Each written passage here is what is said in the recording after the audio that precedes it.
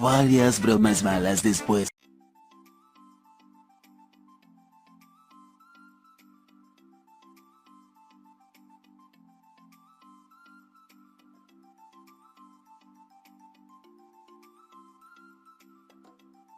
Resulta que cuando Emi nació, mi suegra ya le iba a hacer una prueba de ADN sin que ninguno de los dos consintiera, sin que mi esposo ni yo consintiéramos el ADN. Entonces, para evitarnos esa incomodidad y todo el tema, pues obviamente nosotros de nuestro bolsillo salió cuando mi hija tenía como unos 15 días, 20 días de nacida, automáticamente le hicimos la prueba de ADN y nos presentamos con la prueba de ADN allá en la casa de Linet y le dijimos 99.9% de compatibilidad, si es tu nieta. Obviamente ella al principio no creía, ella tiró la prueba al piso, al principio no quería, o sea, mi suegra no quería aceptarlo. Y si mi suegra se negaba a creer que Emily era su nieta, le tuvimos que hacer una prueba de ADN a la niña para mostrarle que sí era su nieta. Y ella, cuando estuvimos separados, Max y yo, ella le decía a Max que no volviera conmigo, que yo lo había engañado a él, que la niña pues era hija de Mirko. Vuelve otra vez, ella decía que mi hija era de Mirko, cosa que es falsa totalmente. Pero en ese momento lo decía. Incluso le decía, vamos a esperar que nazca la bebé y te vas a dar cuenta. Y mi esposo en algún momento llegó a creer, porque él me dijo que en algún momento creyó, pero ya después dijo, no, es que las cuentas no dan para que ella sea hija de Mirko. En ese momento, cuando yo me entero que estoy embarazada, empieza a correr el rumor, o sea, era un rumor básicamente. Y sí, efectivamente estaba embarazada, pero en ese momento como que todo el mundo lo comentaba, pero lo comentaba en modo de chisme, a modo de chisme, de rumor y cosas así. Entonces yo les confirmé, sí, yo estoy embarazada, pero no les decía cuánto tiempo tenía ni nada. Hasta que Julieta me dice a mí, lo más sensato que tú puedes hacer es decirle a Max para que él sepa, porque él es el papá, ¿cierto? Y yo le digo, sí, él es el papá, pero no quiero todavía decirlo, quiero esperar un tiempo más. Entonces ahí es donde ella me dice, Daisy, un embarazo se hace notar. Daisy, te va a salir panza, o sea, ahorita no tienes panza, pero te va a salir panza con el tiempo. Porque ella me decía, un embarazo se hace notar, con el tiempo te va a salir panza, te vas a ver pues con tu barriguita de embarazada y no la vas a poder esconder. Ahora no tienes panza, pero con los meses se te va a notar la panza, quieras o no. Y yo era así de, ¿será que lo hago? Cuando cumplí 5 meses ya lo hice público, o sea, ya todos sabían, mis papás, mis abuelos, todos sabían a mi alrededor, menos el papá de la bebé. O sea, el papá de la bebé no sabía absolutamente nada, porque yo creo que si hubiera sabido desde el momento 1, él hubiera inmediatamente vuelto conmigo, porque conociendo como conozco a mi esposo ahora de papá, yo pienso que en algún momento él sí habrá sospechado algo. Zaira también me lo decía, tienes que decirle a Max que estás embarazada porque obviamente él tiene que saber, él es el papá. Entonces, digamos que fue un poco obligado decirle a Max, porque yo no quería, o sea, yo no quería que se enterara, yo no quería que supiera, mucho menos de mi boca, yo no quería que supiera absolutamente nada, porque el bebé era mío, o sea, según yo, en mi egoísmo, el bebé era mío y a la que me tocaba o a la que le iba a tocar iba a ser a mí.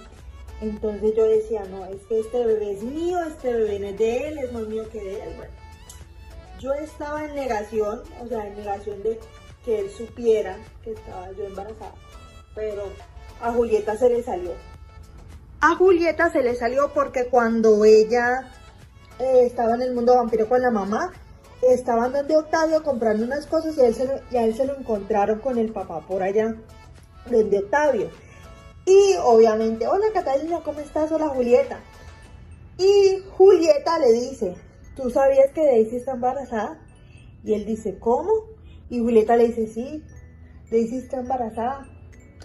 Si quieres ve, búscala y pregúntale. Y Catalina le dice, tú tienes que buscarla, mira que ese bebé puede ser tuyo. Julieta me cuenta después que cuando a él le dicen que ese bebé puede ser de él, a él se le iluminan los ojos y le da como una felicidad, o sea, le da como una alegría enterarse de que va a ser papá, pero yo no quería en ese momento que se me acercara. Bueno, resulta que él llega a la casa donde estamos viviendo en ese momento en el mundo vampiro. Mi papá le abre la puerta porque yo no estaba, no me acuerdo si yo estaba en el Vampiciber, no me acuerdo dónde estaba yo, la cosa era que yo no estaba. Resulta que cuando mi papá le abre la puerta, le pregunta, ¿qué haces aquí? Y él le dice, no, Ulises, vengo a hablar con Daisy. Y él le dice, ¿de qué vienes a hablar con ella? Obviamente mi papá ya sabía. No, que vengo a hablar con ella, algo muy importante, por favor, llámala que vengo a hablar con ella. Y yo, o sea, obviamente yo había dejado la orden de que si él pasaba por allá o si lo veían por allá buscándome, que no le dijeran que yo estaba en la casa o que me negaran o que le dijeran que yo no quería hablar con él. Mi papá le dice, ella ahorita no está y ella no quiere verte nunca más. Y él le dice, Ulises, lo que pasa es que yo quiero hablar con ella, es algo muy importante, es algo de su bebé. Y cuando mi papá escucha que viene a hablar del bebé, yo le había dicho a mi papá de que no lo quería ver, de que no quería saber de él, de que si era que nos podíamos ir, que no fuéramos, pero que yo no quería saber de él. Resulta que mi papá dice, bueno, pasa, yo voy a hablar contigo, bueno, pasa. Y mi papá habló con él, mi papá es una persona muy, o sea, de querer conciliar, siempre quiere como dialogar cuando hay problemas, él siempre quiere dialogar, entonces mi papá digamos que ayudó un poco a que Max y yo estuviéramos juntos ahorita porque yo soy muy, o sea, como que cuando alguien se me sale del corazón se me salió, listo. Entonces mi papá habló con él y mi papá, o sea, no sé qué hablaron porque pues no estaba presente y nunca me dijeron, nunca me han dicho que hablaron ni nada. De hecho, yo he preguntado en varias ocasiones y no me han dicho de qué hablaron ni nada de eso. Sí sé que hablaron, pero de qué no sé. Resulta que cuando yo llego de donde estaba, yo creo que estaba en el Vampiciber con Zaira tomándome algo. Cuando yo llego, encuentro a Max sentado en el sofá, a mi papá sentado al lado de él y mi papá me dice, Max quiere hablar contigo. Y yo le digo así, o sea, así como no tan segura, ¿de qué? ¿Qué le dijiste, papá? ¿Qué hiciste? Fue lo que yo le dije, ¿qué le dijiste? ¿Qué hiciste? No, él quiere hablar contigo, escúchalo. Y yo, bueno. Mi papá me dice, bueno, yo me retiro, los dejo solos para que hablen. Y me dice, cualquier cosa, yo estoy en la otra habitación. Y efectivamente así era, mi papá estaba en la otra habitación, pero se podía escuchar todo lo que decía. Todo lo que se decía en la sala se podía escuchar en la habitación donde estaba mi papá. Resulta que yo hablé con él en ese momento y lo que habíamos quedado en ese momento era que él iba a pasar como una pensión infantil cuando naciera el bebé. Y ya, o sea, eso fue lo que hablamos en ese momento, que él iba a responder económicamente, pero que ya no íbamos a estar juntos como pareja. En ese momento dijimos eso. Pero resulta que él me volvió a buscar. Todo el mundo cree que fue porque yo lo volví a buscar. No. Max de la Torre es persistente, es insistente. Él no se rinde hasta que logra su objetivo. Bueno, no se rindió hasta que logró su objetivo de volverme a buscar. Y bueno, me volvió a buscar. Hablamos y ya como que nos perdonamos y ya estamos juntos desde ese momento. Una deuda con la sociedad más tarde. Bueno, ya aquí estamos con Maxito, que le dio hambre y se puso a tomar pecho. Y pues nada, aquí andamos con él. Aquí está tomando lechita. Ya los cambié. No los bañé, simplemente los limpié con toallitas húmedas, les cambié su pañalito y listo. No los bañé, no les eché agua ni nada, porque Noelia me dijo que no, que como estaban así maluquitos, pues que no los bañara ni nada, que simplemente los limpiara con toallitas húmedas y pues eso hice. Entonces pues nada, aquí estamos dándole lechita a los bebés. ¿Y esto, mi amor? ¡Mua! Mis hijos normalmente cuando se enferman toman leche. Toman muchísima leche y al igual líquidos, pero no comen nada de comida sólida, nada. Como les digo, pican, pero no comen así como normalmente lo hacen, no. Y sufren de mamitis, como Maxito en este momento. Mírenlo cómo está. ¿Siento, mi amor? ¿Te sientes malito? Entonces, pues, aquí lo tengo. Le estoy dando pecho. Ojalá y se duerma, así sea un ratito, porque no ha dormido bien en la noche. No durmió bien anoche y esperemos que hoy sea una mejor noche para él. Elora está tranquila, está como si nada, pero Maxito es el que más anda decaído. Maxito, como les decía anteriormente, en el episodio anterior, no tuvo una buena noche, o sea, no pasó buena noche para nada. Se despertaba como que no se hallaba. Entonces, claro, me tuve que pasar al colecho con él porque él no se sentía cómodo, no encontraba como su lugar y se pegaba bastante al pecho. Entonces he estado así con él. Obviamente aprovecho cuando él está dormido para poder hacer cosas que tengo que hacer y demás, pero pues así está la situación. ¿Siento, mi amor? ¿Te sientes malito? Sí. A mí me encantaría que Julieta viera este video y se diera cuenta. Mira, Julieta, no es que yo no quiera que tú estés en mi casa, simplemente que yo, mira, por ejemplo, hoy he tenido un día maratónico. No es que me esté quejando, como muchos creen, porque ya me imagino a la gente diciendo, Daisy, pero tú te quejas demasiado, Daisy, pero tú sí te quejas. O sea, no es que yo me esté quejando, yo adoro a mis hijos, pero es que miren, o sea, es demasiado maratónico. Cuando los hijos se enferman es muy duro porque uno dice, quiero estar en el lugar de él o de ella para que él o ella vuelva a ser y el mismo de antes. Entonces para mí es muy dura esta situación. Como les decía, me tocó cambiar de posición al bebé. Como les decía, tener un hijo enfermo es muy duro, es muy difícil porque uno dice, quiero hacer todo para que se sienta mejor y ya se sienta bien y pueda volver a jugar y pueda volver a ser él. En mi caso, por lo menos ver a Maxito y a Elora así, literalmente me da muy duro, o sea, me da demasiado duro porque yo digo, quiero hacer todo para que ellos se recuperen y estén bien. Y pues nada, tener mucha paciencia, mucho amor para que ellos se puedan recuperar pronto. Elora está como si nada, Elora parece que no estuviera enferma.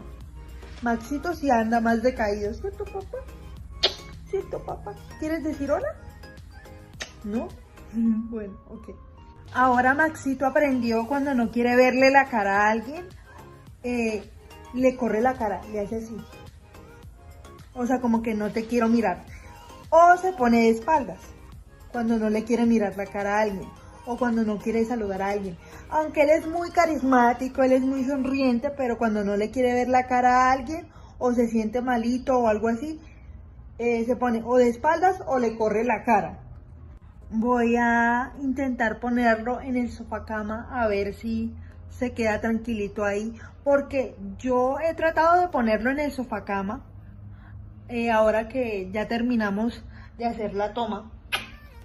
He intentado ponerlo en el sofá cama y no quiere, entonces vamos a tratar a ver de nuevo, a ver si quiere estar ahí un ratito porque ya a mí me duele el brazo. Oye, jovencito, ya a mí me duele el brazo, ya usted pesa, caballillo. Al día siguiente, Bueno, vamos a hablar de un tema muy polémico y es el tema de la lactancia. La lactancia en general, o sea, la lactancia materna exclusiva, la lactancia mixta, la lactancia prolongada, que es hasta después de los 2 años. Entonces, pues sí, vamos a hablar de lactancia. Resulta que yo todavía lacto a mi hija de 5 años, ya lo he dicho anteriormente, yo le doy pecho a mi hija de 5 años. Y para nadie es un secreto que yo disfruto darle pecho a mi hija. Y sí, o sea, mi hija todavía toma pecho con 5 años. Al igual que mis otros hijos también toman pecho y no quiere decir que esté mal o que yo me esté equivocando o que ellos estén haciendo algo malo, no. O sea, la lactancia es un acto de amor, es un acto materno-infantil y los únicos que deciden hasta cuándo son la mamá y el bebé. Mucha gente me dice que ya a los mayores debo destetarlos, que no debo darles más pecho y por ahora no va a ser así. Mis hijos van a lactar hasta que se sientan listos para dejar el pecho. ¿Cuándo va a ser eso? No lo sé, como les digo, mi límite con Emily son hasta los 7 años, todavía no pienso destetarla o que sea un destete obligado o difícil para ella. Cada mamá decide qué hacer con su hijo, cada mamá decide qué es lo mejor para su hijo y lo mejor para mis hijos en este momento es que sigan lactando como siempre lo han hecho. Y como pudieron ver, Maxito todavía lacta y tiene 3 años. Y sí, o sea, ellos no quieren dejar el pecho y yo tampoco los voy a obligar, yo tampoco voy a hacer nada para quitarles el pecho, no me molesta darles de lactar, no me molesta para absolutamente nada. Y al principio sí me daba como vergüenza, era que me daba vergüenza lactar, pero del resto ya es algo totalmente normal para mí, tanto para ellos como para mí, entonces ya digamos que ya dejé la vergüenza a un lado, ya no tengo como vergüenza de lactar o algo así, no. Lacto con total normalidad y tranquilidad. Y obvio, hay mamás que critican, que hacen malos gestos, que lactar a sus hijos desde recién nacidos hasta grandes les incomoda, les molesta. Y hay mamás que han destetado a los 2, 3 años. Pero en mi caso, como les dije, en el caso de mi hija mayor, voy a hacerlo hasta los 7 años. ¿Por qué? Porque mi hija no quiere dejar el pecho y yo tampoco la voy a obligar, así que por ahora va a ser hasta los 7 años. En el caso de mi hija mayor, en el caso de mis otros hijos, no sé, puede que dejen el pecho antes o puede que dejen el pecho de la misma edad de mi hija mayor, pero no vamos a dejar la lactancia simplemente porque a la sociedad no le parece, no lo vamos a dejar de hacer. Tanto mis hijos como yo estamos felices lactando y así vamos a continuar hasta que ellos decidan no más. Yo en mi caso sí he podido disfrutar mi lactancia, o sea, he podido lactar. Yo creo que he lactado más que cualquier otra mamá porque he lactado ya en 5 ocasiones y seguido, entonces no he parado nunca de lactar, o sea, siempre he lactado hasta que mis hijos decidan que ya no quieren más. Así lo voy a hacer, pero al principio yo me sentía como criticada y por eso me daba vergüenza, porque me sentía como observada, como que la gente me miraba, como que la gente en la calle como que no lo veía tan natural como yo lo veía. Entonces por eso yo sentía vergüenza, porque la gente a veces es imprudente y mira mal lo que debería ser un acto natural y de amor, lo miran mal. Entonces para mí era como vergonzoso al principio, pero ya después lo tomé con naturalidad y empecé a lactar con tranquilidad.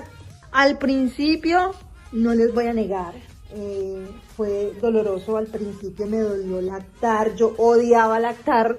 El primer mes yo odiaba lactar, o sea, era horrible porque me dolía. Me salían grietas, era horrible y a mí me dolía, o sea, a mí me dolía lactar, o sea, No les voy a decir que, ay, que la lactancia es hermoso, es divino, o sea, porque sí tiene su parte linda, pero como lo he dicho en otras ocasiones, tiene su parte retadora y su parte cansadora y su parte dolorosa. Entonces a mí me dolió lactar el primer mes, pero fue cuestión del primer mes y ya, eso fue todo. Pero fue un mes donde yo sufría cada vez que le tenía que dar pecho a Emily. O sea, yo sufría, yo decía, no, yo no quiero esto, no quiero más, yo quiero extraerme, yo darle el tetero, pero yo no quiero. O sea, era horrible, horrible. Obvio, ahora soy una dura y ahora lacto a mis hijos como si nada, donde sea y como sea. Pero hay lugares donde no les doy, no porque me critiquen, sino porque trato como de no llegar al extremo que les dé hambre y empiecen a pedir en ese momento. Entonces yo me anticipo. En el caso de los mayores, sí les hablo y les digo como que no puedo darte aquí, tienes que esperar hasta que lleguemos a la casa o lleguemos a un sitio donde yo te pueda dar. Pero en el caso de Felipe, por ejemplo, que Felipe tiene 1 año, sí me anticipo a darle antes de que le dé al extremo hambre y le doy en el carro, le empiezo a dar y él se duerme. Él con el pecho se duerme, entonces aprovecho que se duerme y ya pues pasa dormido cuando llegamos al lugar. Por ejemplo, en el caso de Emily tiene 5 años, Emily ya entiende, cuando uno le habla, Emily ya entiende, entonces yo le hablo y le digo, aquí no te puedo dar, tienes que esperar a que lleguemos a un lugar, a que lleguemos al carro, a que lleguemos a la casa y ahí sí te doy. Ah, bueno, mamá, y ella entiende perfectamente y pues está tranquila. Pero en el caso de Daniel, que Daniel todavía es un bebé pequeño, y Daniel todavía no entiende, entonces trato de darle antes de que lleguemos al lugar y le dé al extremo de hambre y empiece a llorar y a gritar, entonces yo me anticipo y le doy antes. 20 minutos después. El destete con Emily ha sido muy complicado. ¿Por qué? Porque Emily ya es una niña grande, ya entiende. Obviamente Maxito y Elora entiende, pero Emily entiende muchísimo más porque ya Emily está grande, es una niña que entiende, es una niña muy inteligente, entonces ha sido un poquito más complicado con ella. Pero también pienso y digo, ¿cuál es el afán que yo tengo en destetar a Emily si Emily no va a tener 5 años para siempre? Emily va a crecer y cuando esté más grande voy a extrañar que esté pegada a mí, o sea, porque a veces uno es así y dice, ay no, yo quiero que pase el tiempo rápido, quiero que crezcan, pero cuando ya no están pegados a uno sí los extraña, le hacen falta y todo eso. Entonces yo dije una noche, pero ¿cuál es el afán que yo tengo en destetar a Emily si ella algún día va a crecer y lo va a dejar de hacer? Y en el afán de que el niño deje el pecho, en el afán que el niño deje el pañal, en el afán que el niño crezca, o sea, ¿cuál es el afán de algunas mamás que sus hijos crezcan? Obviamente ellos van a crecer y se van a ir, pero ¿cuál es el afán de las mamás de que los niños crezcan? O sea, no entiendo cuál es el afán, o sea, no entiendo cuál es el afán y cuál es el acelere, o sea, no entiendo cuál es el acelere y el afán de que el niño crezca. Si el niño va a crecer, el niño no se va a quedar pequeño toda la vida, el niño va a crecer. Y ahí es donde yo digo que hay mamás que se afanan, hay mamás que se apresuran a los acontecimientos, hay mamás que empiezan a destetar desde el año y medio y no entienden, muchas de ellas, bueno, no tienen la posibilidad que tengo yo de quedarme en casa con ellos, pero muchas, o bueno, hay algunas mamás que tienen la posibilidad de quedarse en casa y aún así siguen con el proceso de destete al año y medio, 2 años. Pero tenemos que entender que ellos no se van a quedar pequeños toda la vida, ni se van a quedar niños toda la vida. Ellos van a crecer, ellos van a tomar sus decisiones y se van a ir. Entonces uno como mamá tiene que entender esas situaciones. Por lo menos yo personalmente no tengo ningún afán ni con el tema del pañal, ni con el tema del tetero, ni con el tema del pecho, ni con temas así que las mamás se afanan y se preocupan, no, que ya debe decir no sé cuántas palabras, no, que ya debe dar pasos, no, que ya debe pararse, no, que no. Entonces, Hay mamás que se afanan y tratan de acelerar los procesos y así no es, o sea, así no debe ser la cosa. Dejen que el niño vaya dejando las cosas a su ritmo y vaya superando etapas a su ritmo. No es necesario ir con el afán, no que porque el hijo de la vecina dejó el pañal al año y 7 meses, mi hijo tiene que dejarlo al año 7 meses. No, o sea, ¿cuál es el afán? O sea, ahí es donde yo digo, ¿cuál es el afán y el acelero? Ahí fue donde yo dije, ¿cuál es el afán que yo tengo de destetar y que ya no tomen pecho? ¿Cuál es el afán que yo tengo? Si ellos no se van a quedar pequeños para siempre, ellos van a crecer, ellos van a tomar sus propias decisiones y se van a ir. Entonces, el día que se vayan, no quiero estar, ay, que se fueron y con la tristeza y con la melancolía, no. Tengo que disfrutarlos ahora que son niños y ahora que están pequeños porque ellos no se van a quedar así para siempre. Entonces ahí fue donde yo dije, ¿cuál es el afán que yo tengo de destetar a Emily? O sea, Emily un día va a crecer y va a dejar de hacerlo, va a dejar de estar pegada a mí todo el tiempo. Ella algún día va a crecer y cuando ella empiece a crecer, ella va a hacer sus cosas por otro lado. O sea, ¿cuál es el afán que yo tengo en destetar a Emily? O sea, ahí fue donde yo lo pensé. Una deuda con la sociedad más tarde. Ya después de 40 o 45 minutos más o menos, Maxito se quedó dormido. Hemos tardado en que se quedara dormido porque como anda enfermito y con la nariz tapada, pues obviamente no puede respirar bien y como que no se halla, como que no encuentra su lugar. Entonces demoramos 40-45 minutos solo en dormirlo. Normalmente Maxito toma una siesta entre las 11.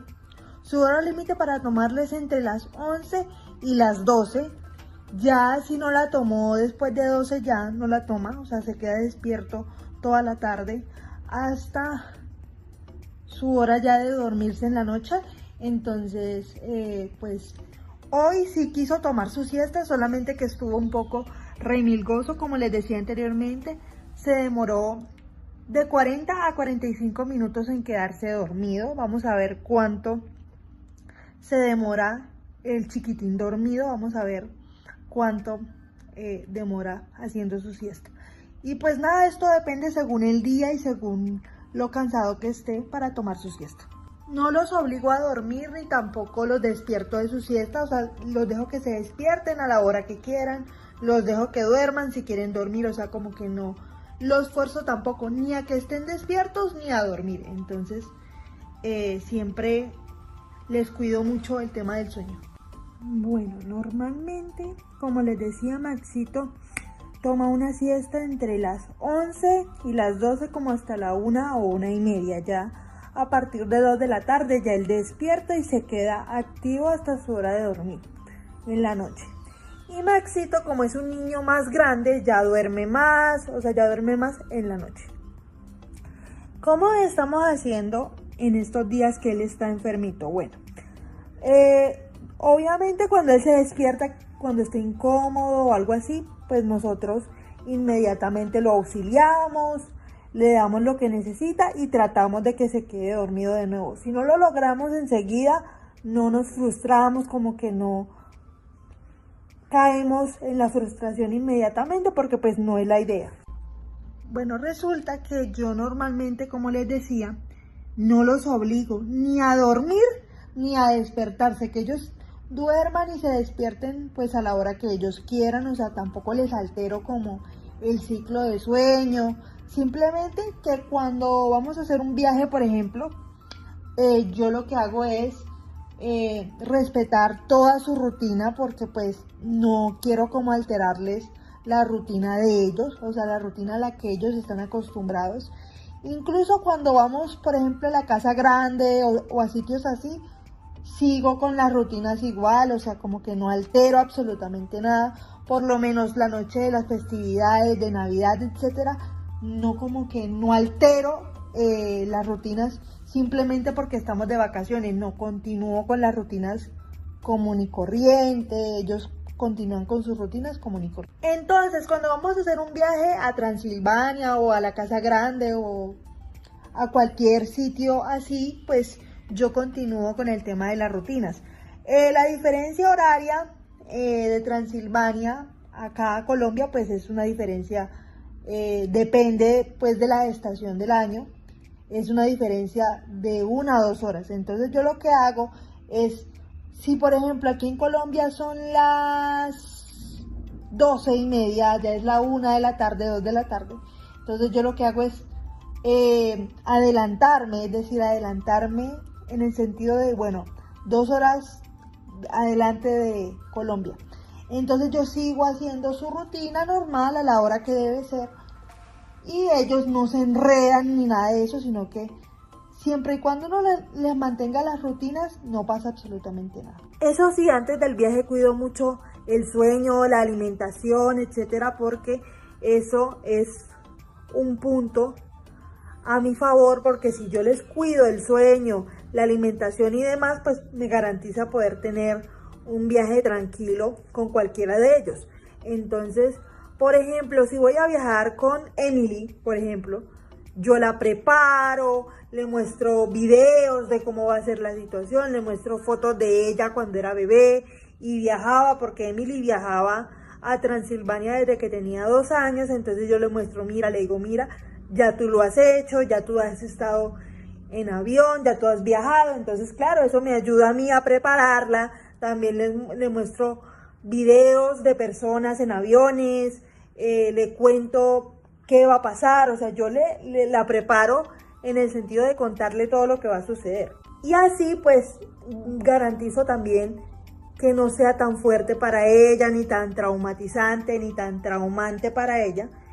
Y así como que garantizo que ella esté tranquila, que ella esté relajada durante el vuelo y demás. Entonces también mi mamá me ayuda un poco, porque mi mamá hace de payasita, entreteniéndola, jugando con ella y distrayéndola para que no piense, ay, ¿cuánto falta para llegar? ¿Cuánto falta para llegar? Entonces mi mamá lo que hace cuando son vuelos largos es sentarse con ella, mira las nubes, mira el cielo, mira. Entonces mi mamá hace como entretenimiento también, y también le tenemos el celular o la tablet para que ella vea videos y no se aburra cuando son vuelos largos.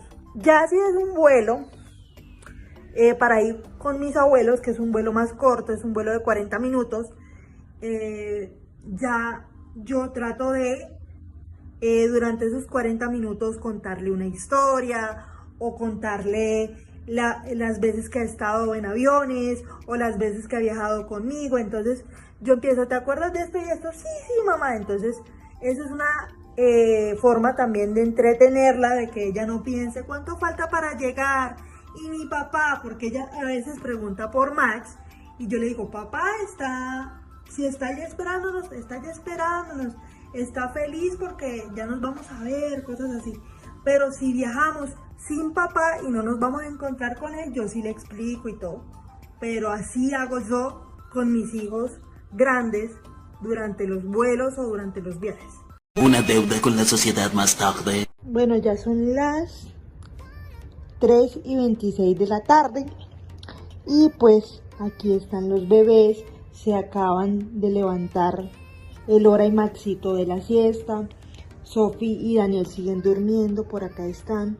Y pues nada, Maxito y Elora ya están mucho mejor, ya no tienen fiebre por lo menos, o sea, solamente tienen como el malestar de los moquitos y eso, pero no tienen fiebre, ya se les ha bajado la fiebre.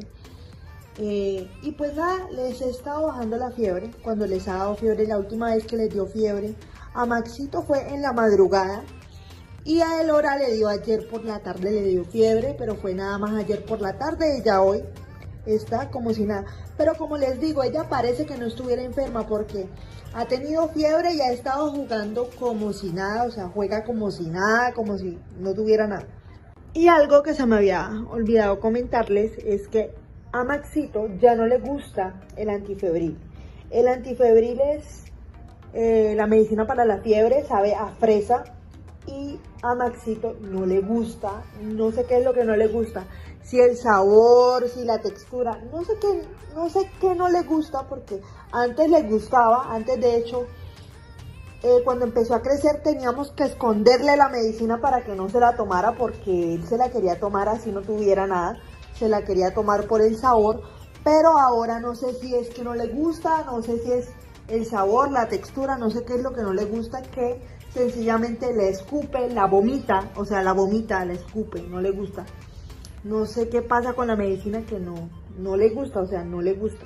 Las veces que he necesitado dársela porque tiene fiebre, la vomita, así sea con el pecho, con el desayuno, con el almuerzo, con la merienda, con lo que sea, pero vomita todo lo que haya comido en ese momento.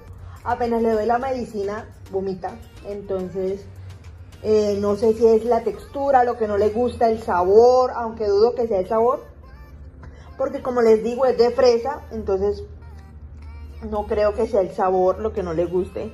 Entonces estoy mirando a ver si es la textura que no le gusta o el sabor de repente, pero es muy raro que a un niño no le guste la medicina para la fiebre. Porque después de la toma que les mostré, como a la media hora le di la medicina para la fiebre y resulta que el niño la vomitó. O sea, le di el pecho, como a la media hora le di la medicina para la fiebre y la vomitó, o sea, la escupió, la vomitó, o sea, vomitó todo lo que había comido. Y me tocó dársela 30 minutos después, tenía que esperar media hora para dársela de nuevo. Y bueno, pues 30 minutos después se la di y ya no volvió a vomitar, pero no sé qué es lo que pasa con él, que a veces no le gusta la medicina de la fiebre y la vomita. El lunes vomitó bastante, vomitó toda la madrugada, pero fue por el malestar, por la gripa que tenía, pero del resto no ha vomitado, o sea, no ha vomitado, a excepción de la vomitada de ayer, que sí fue por el remedio, como vuelvo y les digo. Hoy lo toleró un poquito más, después se lo volvimos a dar, después de que lo vomitó, se lo volvimos a dar media hora después, eso sí, con mucha paciencia, y pues lo toleró muy bien, pero esa fue como, o ha sido la única reacción que mi hijo ha tenido con el remedio. Lo mismo Emily nunca ha vomitado la medicina para la fiebre y me pareció muy extraño que Maxito la vomitara. Incluso mi mamá lo tenía en los brazos cuando el niño vomitó. Cuando el niño vomita, mi mamá lo tiene en los brazos, mi mamá lo está cargando. El niño tose, nosotros pensamos que estaba tosiendo por la gripa, pero cuando vemos que él hace así como para vomitar, mi mamá, la reacción de ella fue ponerlo boca abajo y pues que el niño vomitara, pero fue totalmente sorpresivo porque la única vez que ha vomitado el remedio para la fiebre ha sido ahorita, o sea, en esa ocasión que fue cuando se lo di. Ya después no vomitó más, pero yo no sé si fue el mismo malestar o el sabor del remedio, no tengo idea qué será, pero no, yo creo que es como más el sabor o algo que le fastidia del remedio, porque hoy no se lo he dado y hoy no ha vomitado, entonces quiere decir que es el remedio. Una deuda con la sociedad más tarde. Vicente al principio en el embarazo se comportaba bastante celoso, no consentía que nadie se me acercara, que nadie me hablara, que nadie me viera, o sea, no quería que nadie tuviera contacto conmigo. Como les digo, si él pudiera haberme encerrado en un ataúd de cristal, él lo hacía, pero no toleraba que nadie me viera, que nadie me tocara, quería estar todo el tiempo conmigo, lloraba cuando yo lo dejaba en el colegio, o sea, lloraba ya con 12 años. No, hermanita, no me dejes aquí solo, prométeme que vas a venir por mí. Y yo le decía, sí, yo vengo por ti. Pero él se comportaba súper, un apego incomprensible, porque nosotros no sabíamos por qué él estaba así.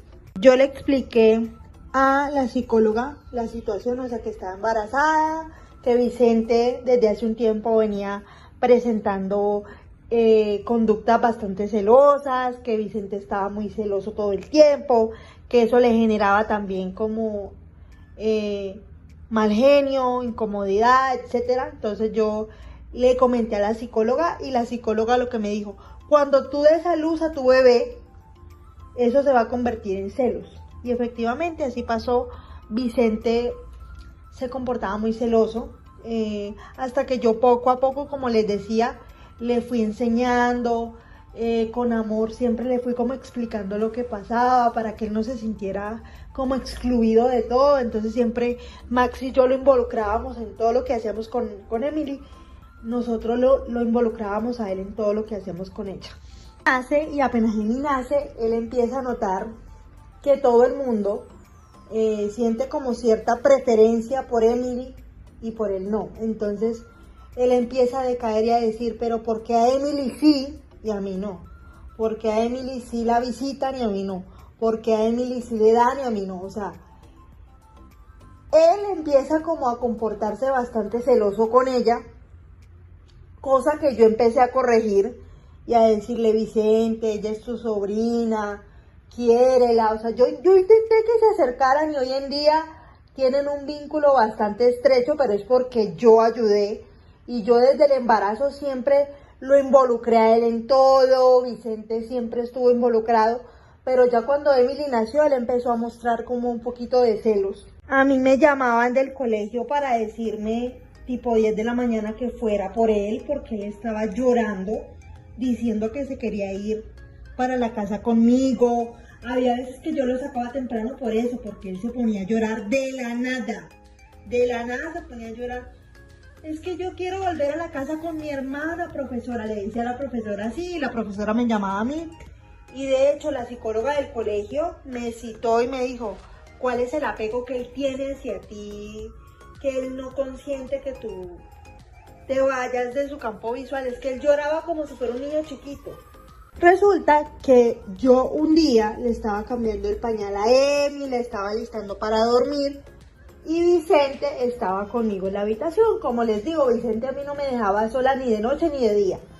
Entonces él pues estaba en la habitación, yo le estaba cambiando el pañal a Emi. A todo esto yo siempre involucré a Vicente en absolutamente todo lo que hacía con ella. Lo involucraba y siempre... pásame la crema, pásame el pañal, pásame la ropa, pásame esto, siempre lo involucraba. Y él aparentemente pues cedía, me ayudaba, pero un día me dice, hermanita, ¿te puedo hacer una pregunta? Y yo, sí, claro, dime. No, es que yo siento que tú me vas a dejar de querer a mí, porque ahora estás al pendiente de la bebé y la vas a querer más a ella que a mí. Y yo le digo, no, hermanito, no es así, yo... siempre te voy a querer porque siempre vas a ser mi hermano, pero ahora tengo una responsabilidad, pero tú me vas a ayudar, ¿cierto? Y él me dice, sí, yo te ayudo. Claro, él era un niño, entonces yo siempre lo involucré, siempre estuvo muy involucrado en todo lo de Emily, siempre estuvo muy involucrado en su crecimiento, en su proceso. Hasta el día de hoy ha estado muy involucrado.